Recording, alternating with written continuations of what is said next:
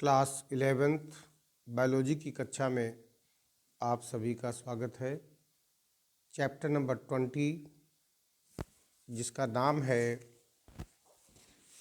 गमन एवं संचलन, लोकोमोशन एंड मूवमेंट के अंतर्गत आज आपको हम कंकाल तंत्र या स्केलेटन सिस्टम के बारे में बताने वाले हैं। जैसा कि आप सभी परिचित हैं, शरीर के सख्त और दृढ़ भाग को कंकाल तंत्र या कंकाल स्केलेटल सिस्टम या स्केलेटल कहते हैं।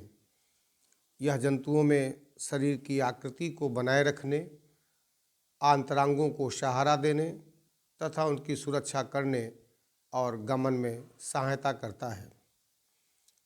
बात करते हैं कि ये कंकाल तंत्र या कंकाल कितने प्रकार का होता है। तो कंकाल को हम दो भागों में बांट सकते हैं। पहला बाह्य कंकाल या एक्सोस्केलेटन और अंतः कंकाल या इंडोस्केलेटन। जैसा कि नाम से स्पष्ट है, बाह्य कंकाल यह शरीर की बाह्य सतह पर त्वचा के ऊपर स्थित दृढ़ रचनाएं बाह्य कंकाल बनाती हैं। ये त्वचा के एपिडर्मिस या डर्मिस स्तर से विकसित होती हैं। आर्थ्रोपोडा जंतुओं में बाह्य कंकाल काइटिन नामक पदार्थ का बना होता है, जो कि पॉलीम्यूकोसैकेराइड से बनता है। जितने भी कशेरुकी प्राणी होते हैं उनमें बाल, नाखून, खुर, सींग, पक्षियों में चोंच, सल्क, ये सभी केराटिन के बने होते हैं। कुछ मछलियों, कछुओं और मगरमच्छ आदि में बाह्य कंकाल कैल्सीफाइड स्केल्स या डर्मल प्लेट्स या डर्मल स्क्यूट्स का बना हुआ होता है। जबकि अंतः कंकाल शरीर के अंदर पाए जाने वाले कंकाल ऊतक अर्थात कार्टिलेज या अस्थि से बनी संरचनाएं अंतः कंकाल बनाती हैं।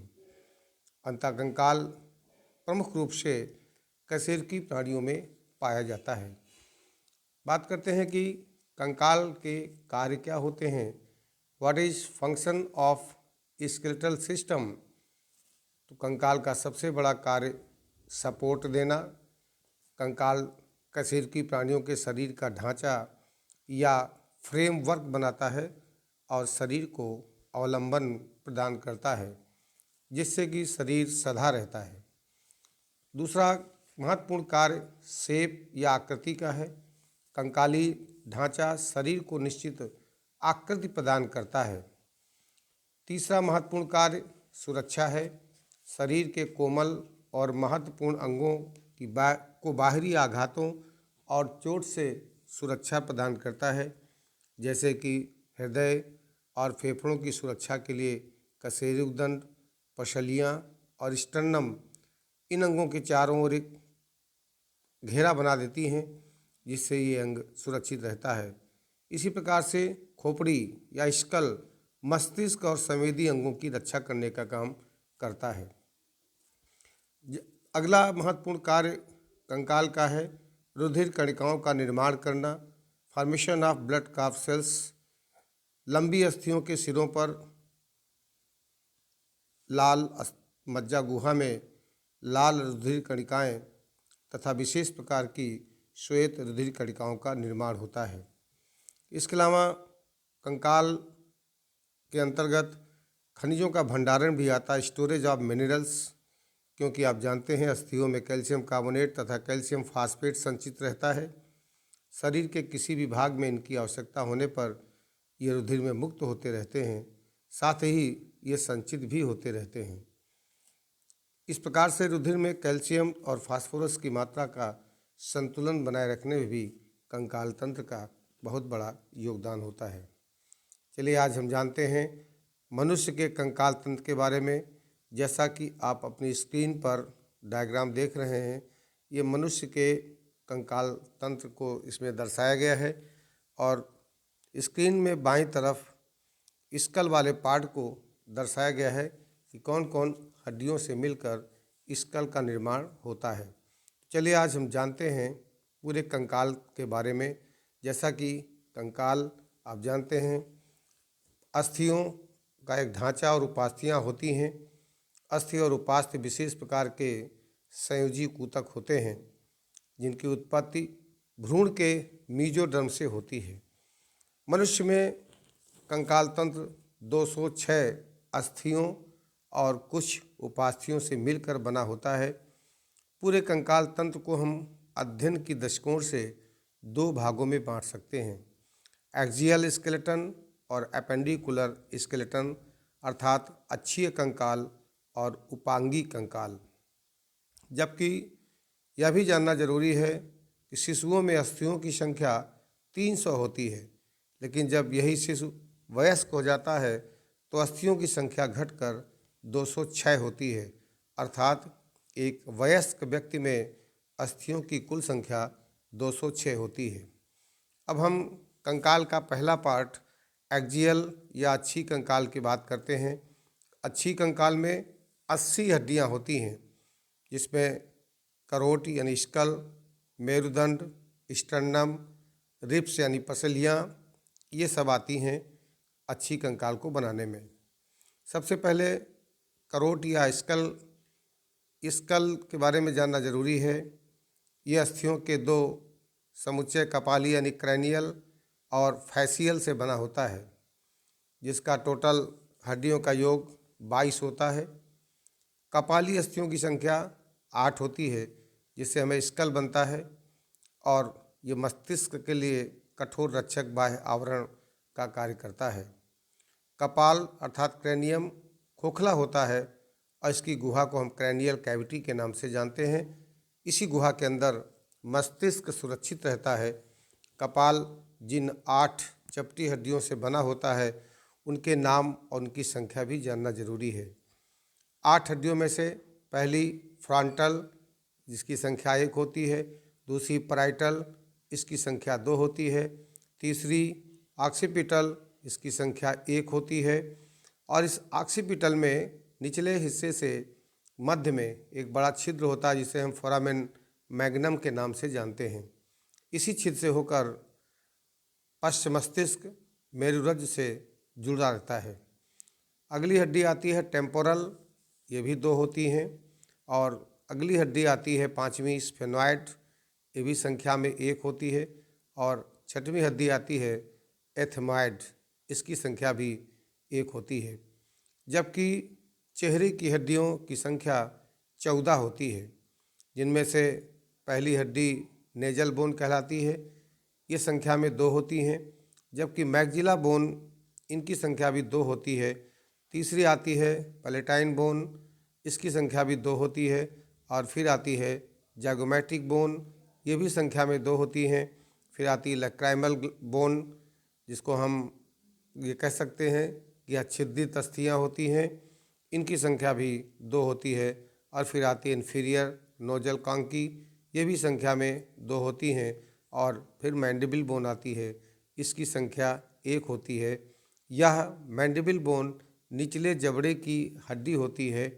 यह सिर की ऐसी हड्डी होती है जो कि मूवमेंट कर सकती है, निचला जबड़ा मूवमेंट करता है।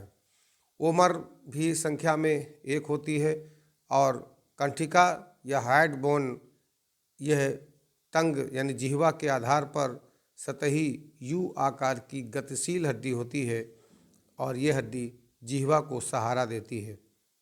इसके अलावा फिर कान की हड्डियां आती हैं। कान में 3 छोटी अस्थियां होती हैं, जिनके नाम मैलियस, इनकस और स्टेपीज होता है। इन्हें हम सामूहिक रूप से, इन तीनों हड्डियों को हम ईयर ऑस्कल्स के नाम से जानते हैं। इनमें से स्टेपीज जो कान में पाई जाने वाली हड्डी होती है, यह शरीर की सबसे छोटी हड्डी होती है। तो सबसे छोटी हड्डी कान में पाई जाती है। फिर अगला हिस्सा आता है मेरुदंड या कशेरुकदंड का, जिसे हम वर्टिब्रल कॉलम के नाम से जानते हैं। कशेरुकदंड 26 इकाइयों का बना होता है, जबकि शिशुओं में इनकी संख्या 33 होती है। जैसा कि आपको अभी हमने बताया था, शिशुओं में हड्डियों की संख्या लगभग 300 होती है, जबकि वयस्क में कुल 206 हड्डियां होती हैं। प्रत्येक कशेरुक के बीच का भाग खोखला होता है, जिसे हम तंत्रिकीय नाल कहते हैं। इसी से होकर के स्पाइनल कार्ड गुजरता है और कशेरुक दंड 5 हिस्सों में विभाजित रहता है। पहला हिस्सा सर्वाइकल कहलाता है। यहाँ कशेरुकों की संख्या 7 होती है, जिन्हें हम C1 से लेकर C7 तक गिनते हैं। दूसरा आता है वक्षीय या थोरैसिक रीजन की। इनकी संख्या 12 होती है, जिन्हें T1 से T12 तक गिनते हैं। फिर आता है लंबर कशेरुक।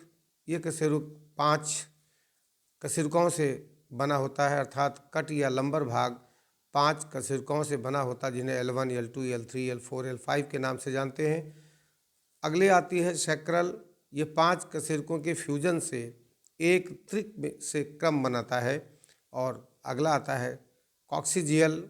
ये 4 कशेरुक के समेकन से वयस्क में एक कॉकिक्स बन जाता है। प्रत्येक 2 कशेरुकों के बीच में लचीली उपास्थ की बनी इंटरवर्टिब्रल पैड होती है। आयु बढ़ने के साथ साथ ये गद्दियाँ या पैड घिस जाते हैं और इनका लोच भी कम हो जाता है। इस स्क्रीन पर आप कशेरुक दंड को देख सकते हैं। इस कशेरुक दंड एकदम सीधा नहीं होता है, बल्कि इसमें कई सारे कर्वेचर होते हैं। इन कर्वेचर को भी आप अपनी स्क्रीन पर स्पष्ट रूप से देख सकते हैं। उसके बाद अगला आता है सर्वाइकल वर्टिब्री, जिन्हें ग्रीवा कशेरुकी कहते हैं। इनकी संख्या जैसा कि अभी बताया 7 होती है। इसकी प्रथम कशेरुक को हम एटलस कहते हैं। यह सिर को ऊपर नीचे करने और इधर उधर घुमाने में सहायता करती है, जबकि दूसरी जो ग्रीवा कशेरुक होती है उसे हम एक्सिस कहते हैं। ये एटलस के साथ साथ सिर को भी इधर उधर घुमाने का काम करती हैं। स्क्रीन पर एटलस वर्टिब्री का डायग्राम दर्शाया गया है, जिसे आप आसानी से समझ सकते हैं कि इसका स्ट्रक्चर किस प्रकार से होता है। उसके बाद आती है थोरैसिक वर्टिब्री या वक्षीय कशेरुकाएँ, जिनकी संख्या 12 होती है और इनमें प्रवर्ध पाए जाते हैं जो कि लंबे होते हैं, और ये पसलियों को संधितल प्रदान करने का काम करती है। इसके बाद आता है लंबर वर्टिब्री। इनकी संख्या 5 होती है। और फिर आता है सैक्रम। ये एक त्रिक कशेरुक है। वयस्क में इसकी संख्या 1, किंतु शिशुओं में इसकी संख्या 5 होती है, क्योंकि वयस्क में 5 समेकित होती हैं। और यह सोनी मेखला यानी कि पेल्विक गर्डिल के मध्य में स्थित होती है तथा पेल्विक गर्डिल को सहारा प्रदान करने का काम करती है। कॉक्सिजियल वर्टिब्री शिशुओं में भी इनकी संख्या 4 होती है, लेकिन वयस्क में चारों समेकित होकर एक टेल वर्टिब्री, जिसे हम कॉकिक्स कहते हैं, उसका निर्माण करती है। वास्तव में हमारे शरीर में यह एक अवशेषी कशेरुक के रूप में मौजूद होता है, क्योंकि मनुष्य में पूँछ नहीं होती है, लेकिन ये कशेरुक के रूप में यानी टेल वर्टिब्री के रूप में मौजूद होती है। हमारे शरीर में कशेरुक दंड 4 वक्र या कर्व्स बनाते हैं, जिन्हें ऊपर से नीचे तक हम ग्रीवा वक्र, वक्षीय वक्र, कटि वक्र और सैक्रमी वक्र के नाम से जानते हैं। क्योंकि मेरुदंड बिल्कुल सीधा नहीं होता है, इस प्रकार से 4 कर्वेचर बनते हैं, और जिसके कारण मेरुदंड के इसी कर्वेचर के कारण हम अपने शरीर को दाएं बाएं ऊपर नीचे घुमा सकते हैं। कशेरुक दंड वास्तव में मेरुरज्जु की सुरक्षा करने का काम करता है। और फिर आता है स्टर्नम। 3 भागों से बनी होती है। इसका सबसे ऊपरी भाग मैनुब्रियम कहलाता है, मध्य वाले भाग को मीजोस्टर्नम और सबसे निचले हिस्से को मेटास्टर्नम के नाम से जानते हैं। फिर आती है बारी पसलियों की। जैसा कि आप स्क्रीन पर देख रहे हैं, पसलियाँ किस प्रकार से जुड़ी हुई होती हैं। वास्तव में पसलियों की संख्या 12 जोड़ी होती है। लेफ्ट 12 और राइट 12, कुल मिलाकर 24 पसलियाँ होती हैं। प्रत्येक पसली एक पतली चपटी अस्थि के रूप में होती है, जो कि पृष्ठभाग में कशेरुक दंड और आधार भाग में उरोस्थ या स्टर्नम के साथ जुड़ी होती है। प्रथम 7 जोड़ी पसलियों को वास्तविक पसलियों के नाम से जानते हैं। पृष्ठ में या वक्षीय कशेरुकों और आधारी भाग में उरोस्थ से हाइलाइन कार्टिलेज की सहायता से जुड़ी हुई होती है। 8वीं, 9वीं और 10वीं जोड़ी पसलियाँ उरोस्थ के साथ सीधे संयोजित नहीं होती, बल्कि हाइलाइन कार्टिलेज के सहयोग से 7वीं पसली से जुड़ती है। पसलियों की अंतिम 2 जोड़ियाँ 11वीं और 12वीं आधार में जुड़ी नहीं होती हैं, इसीलिए हम उन्हें फ्लोटिंग रिब्स के नाम से जानते हैं।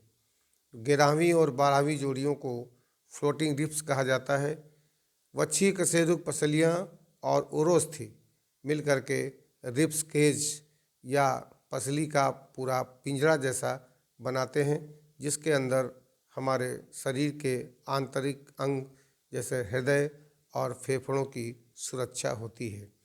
तो आप अपनी स्क्रीन पर पूरे रिब्स को देख सकते हैं, किस प्रकार से पसलियाँ आपस में जुड़ी हुई होती हैं।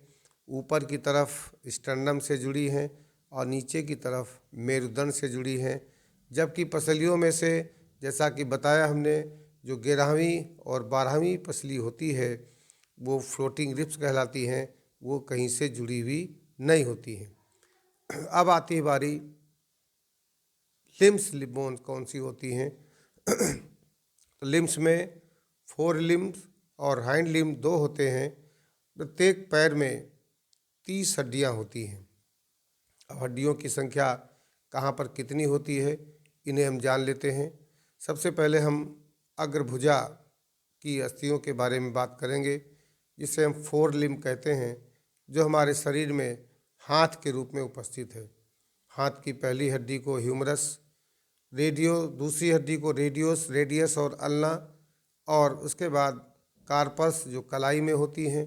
कलाई में पाई जाने वाली हड्डियों की संख्या 8 होती है।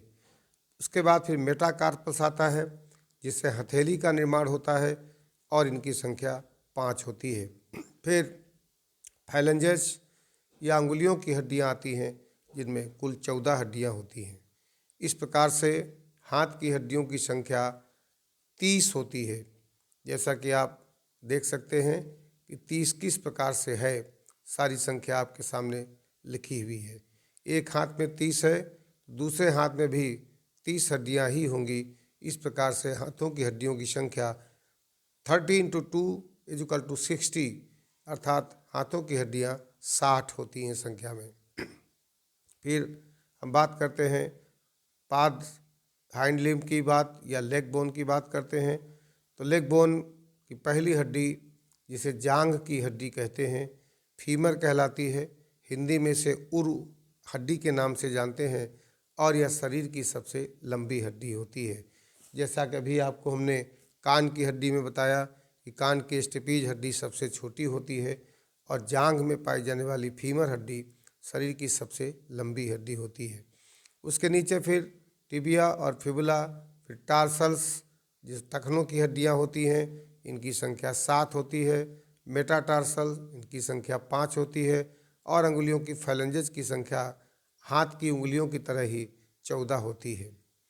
और एक हड्डी जो कि फीमर और टिबिया फिबुला के बीच में होती है, उसे हम पटेला कहते हैं, जिसे हम पटेला के नाम से जानते हैं, जो कि घुटने को अधर की ओर से ढकती है। फिर अंश मेखला और से सूंड मेखला अर्थात पेक्टोरल गर्डिल और पेल्विक गर्डिल की हड्डियां अच्छी कंकाल तथा अग्र और पश्च पादों के बीच संधियोजन में सहायता करती हैं।